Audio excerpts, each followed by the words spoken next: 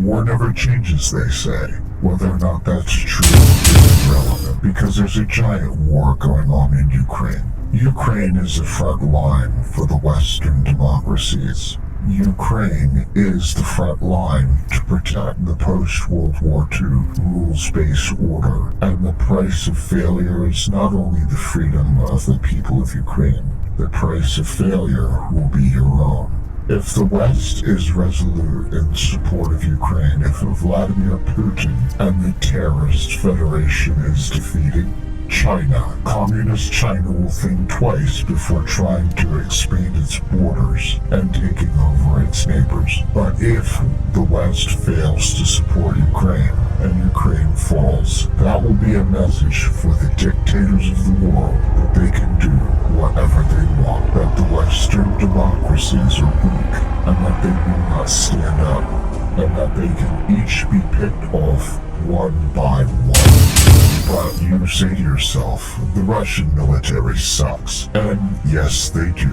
The Russian military, yeah, they got the sickles and hammers, but they're also Nazis. They suck, but their propaganda rings are top-notch. And they've been engaging in what's known as a hybrid war pretty much since the time of the Soviets. Hybrid wars are nothing new. You see, when your military sucks, what you do is you basically lie to and propagandize the population, bribe politicians, and find agents in the country you want to take over, and get the people to basically hand you their country. So don't be a sucker. I'm going to play an excerpt from FDR's Arsenal of Democracy speech to show you that hybrid wars are nothing new, and how our enemies try to divide us. Let us no longer blind ourselves to the undeniable fact that the evil forces which have crushed and undermined and corrupted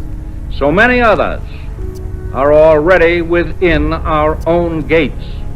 Your government knows much about them, and every day is ferreting them out. Their secret emissaries are active in our own and in neighboring countries. They seek to stir up suspicion and dissension, to cause internal strife. They try to turn capital against labor, and vice versa. They try to reawaken long slumbering racial and religious enmities, which should have no place in this country. They are active in every group that promotes intolerance.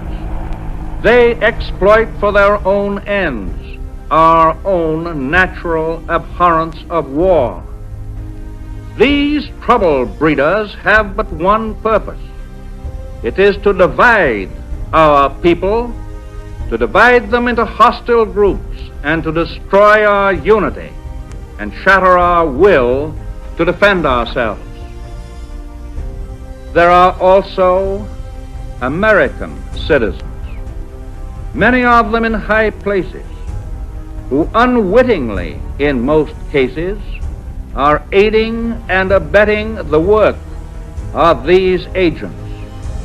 I do not charge these American citizens with being foreign agents, but I do charge them with doing exactly the kind of work that the dictators want done in the United States.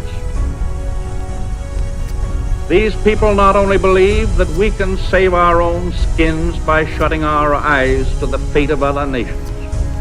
Some of them go much further than that. They say that we can and should become the friends and even the partners of the Axis power. Some of them even suggest that we should imitate the methods of the dictatorships.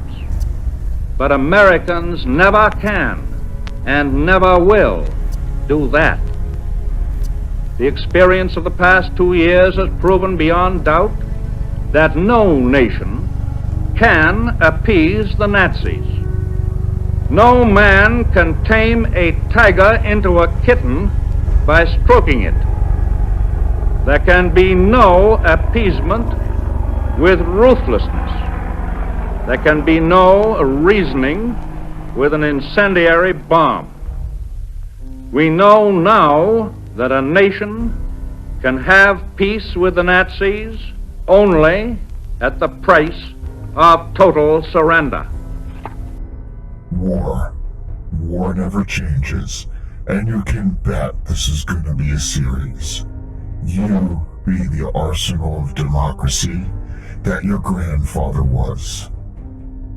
Hoorah. Stay tuned, 'cause I'm bringing receipts.